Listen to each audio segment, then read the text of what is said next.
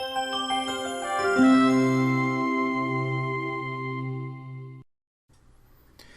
this video, I wanted to go over the preparations that we have been making for the coronavirus and as related to our technology.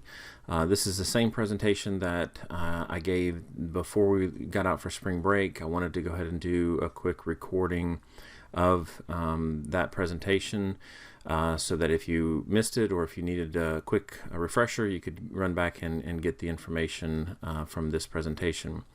There will be other videos following with more detail on some of the other tools and things that we're offering and suggesting that you use during this time where you'll be doing your remote learning. But this is just kind of the foundation to get us going. So here at Calvary Day School, we are uniquely prepared for this situation. Our technology is already well in place for a remote learning environment. As you know, COVID-19 has become a very serious pandemic, and because of that, we are now not going to be doing traditional schooling from now until at least April 1st. And so one of the things that we had already been doing is preparing for the possibility of a school closure, and as you know, that's happened. One of the things that the CDC had asked us to do before the pandemic was announced was to ensure the continuity of education, reviewing our plans and making sure that we had some e-learning plans and digital resources in place so that we would be able to do distance learning. And we do. Before school let out, we made sure that our 2nd through 5th grade students had their Chromebooks and were able to take those home, as well as our 6th through 12th grade students obviously have their devices and are ready and to use those at home as well.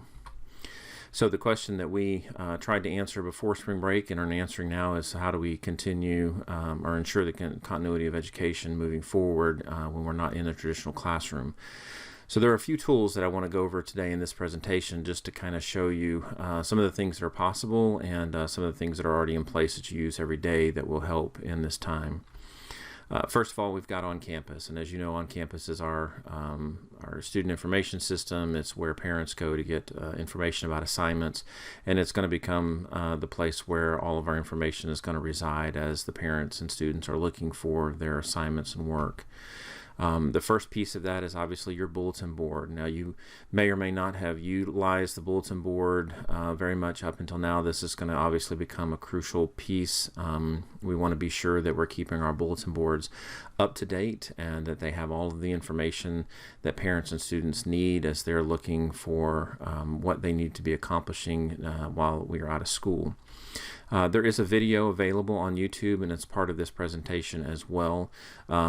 You can get more information about how to all of the different aspects of your bulletin board, everything from the text box, the announcements, the links, embedding codes, all of that. There's a training video out there for you, so please take advantage of that if you're not familiar with utilizing all of the pieces of the bulletin board.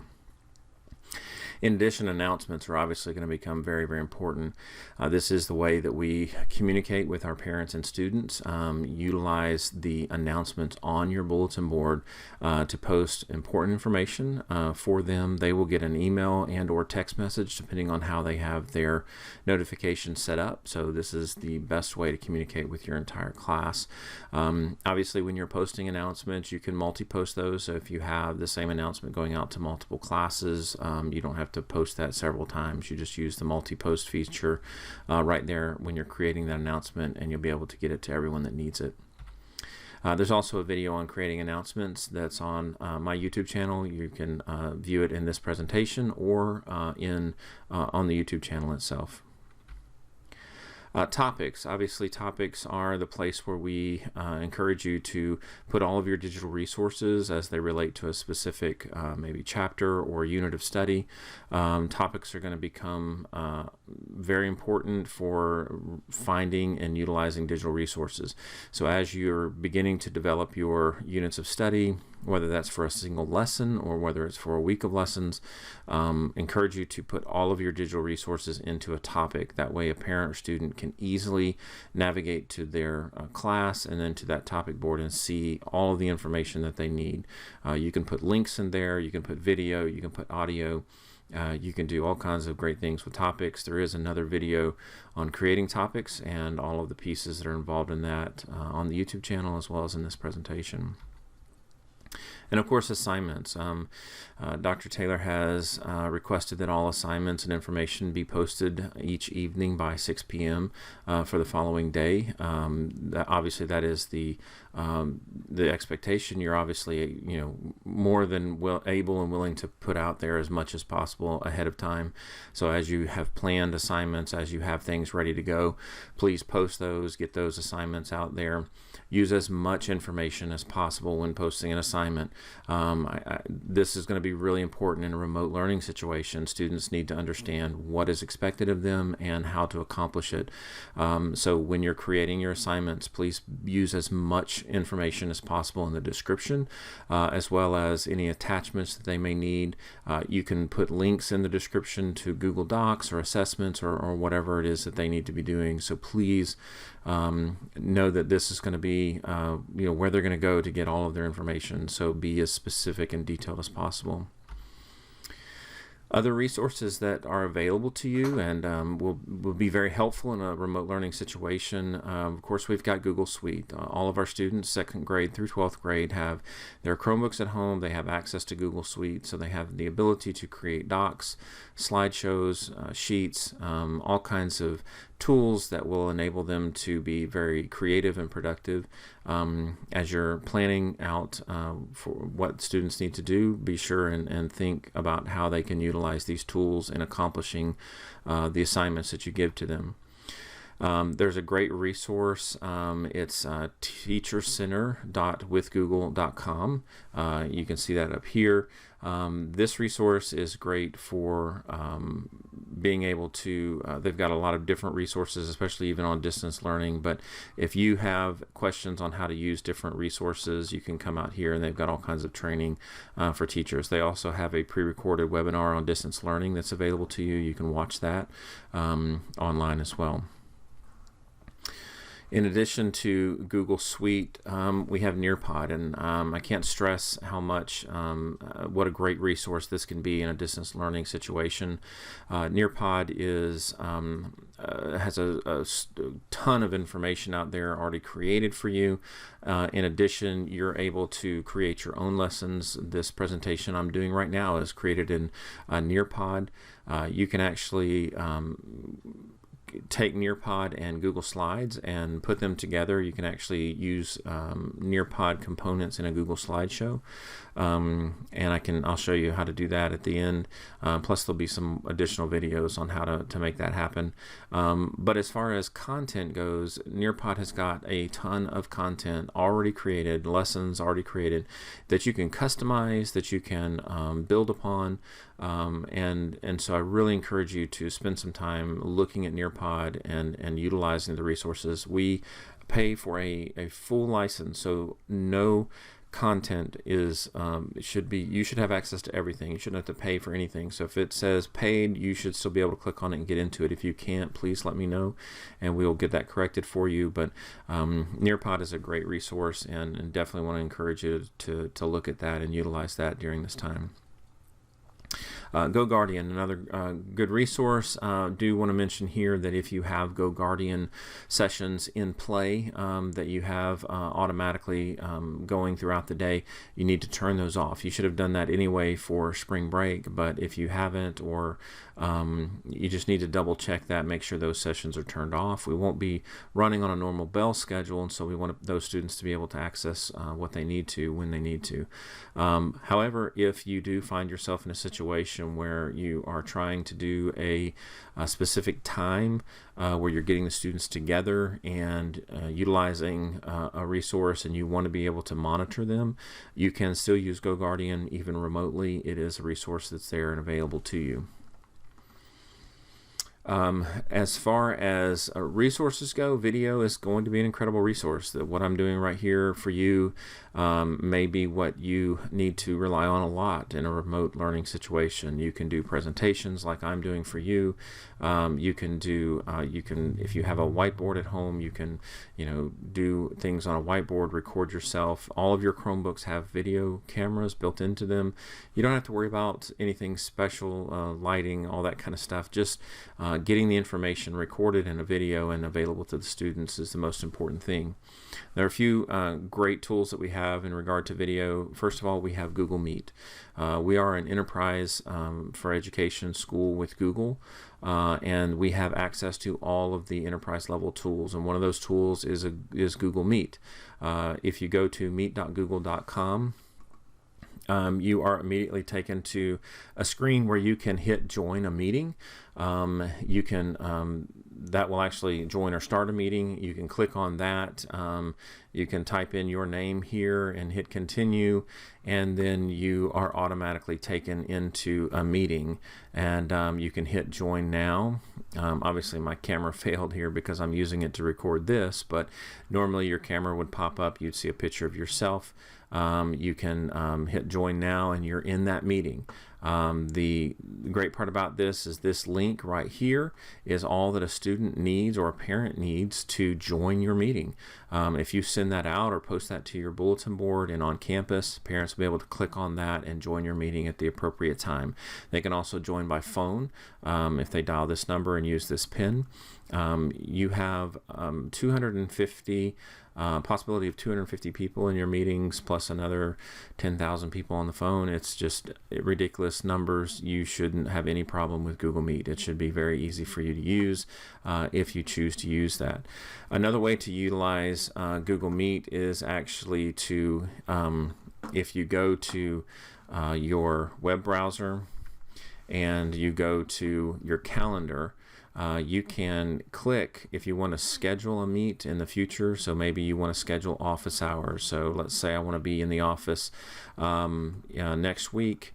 I want to be in the office from 6 to 7 every day of the week. I can click into my calendar to create a new event. And then if I go to add conferencing, I can click on add conferencing right here, and immediately it creates a hangout for me. You see the link right there, and if I post this event to my to parents or to students, whatever, I can schedule those out and then post those to my events calendar on campus, and have several different office hour meetings set up for me, and all I have to do is go into my calendar, click on the link, and I'm in the meeting. So that's just one more way. We'll do another video training specifically on that to show you kind of how that works. So in addition to Google Meet, we also have YouTube, and YouTube is a great resource for recording video and putting out lessons. Everyone has their own YouTube channel, so if you go to youtube.com and then up on your picture, if you click on that and click your channel, it's going to take you to your YouTube channel. Now yours may not be set up. You may have to set it up, or you may not have any videos posted. That's fine. All you have to do to post a video is come up here to this little camera with the plus sign on it. You're going to click that, and then you're just going to go live. And when you go live, it's going to come up and ask you for the name of your video, and whether or not the video is to be, so you can create the name, whether the video is to be public, unlisted, or private. If you don't want your videos public out on the internet, then you can do it as unlisted. As long as you list the link to that video on campus for your students, they'll be able to view the video. If you list it as private, only you can view it. No one else will be able to see it. Also, you have to answer this question about, is the video made for kids? You want to answer no here. It's not. It's just for the Child Online Protection Act. You don't need to worry about that. If you answer no, then there's no ramifications or scrutiny that will be applied to your videos, and that's what you want. And then you just hit create stream, and you'll go live, and that's all there is to it. Once you're done, there are some other little things you can do to your videos, but pretty much it's a pretty straightforward process. And again, we'll try to do some video training on that as well, just to kind of show you how that goes. In addition to YouTube, I want to tell you about Screencastify. Everyone has Screencastify as part of their Chrome experience. So if you go and look at your URL bar up here, right to the right of that, you should see a Screencastify icon. It's a little orange arrow with a camera in it. If you click on that and sign in with your Google account, and this is a good one showing you how that works. You just hit sign in with Google, and then you hit that again. You can then record your desktop. So if you want to capture your desktop like I'm doing now with this presentation, you can do it. You have to set up your, just click on these buttons to set up microphone access, to set up camera app access. And then you can record your desktop and your webcam. You can record just your webcam. And so you can play around with this and see how that works. Once you've got a recording in place, you can come over and click on it, and then you can share it out, whether you want to share it to Google Classroom or publish it to YouTube or get an embed code that allow you to embed it into your topics on campus.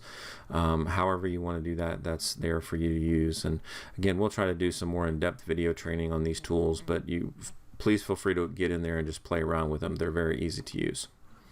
In addition to that, Screencastify has a great website with all kinds of resources. You can see at the top here, they've collaborated with educators to help schools prepare, browse their resources. But there's all kinds of classroom resources if you just go to screencastify.com. And you can look and see all of the different, they've got 50 ways to use Screencastify in the classroom, 25 ways to use with Google Apps. Great resources here on using Screencastify to prepare lessons and present lessons to your students in a remote setting. All right, also just a few more things I wanted to mention. So this is real now. When we first presented this, we were still kind of thinking, maybe this would be the last. We'd talk about it once and never talk about it again, but it looks like this is coming to pass. And so if there are aspects of distance learning that you want more training on, specifically as it relates to the technology that we have in place, please let me know. You can either enter your answer here on this presentation. We'll be checking that and trying to meet those needs, or you can submit a support ticket with questions or requests for video training on specific things that you need help with. We'll be more than happy to try to meet those needs.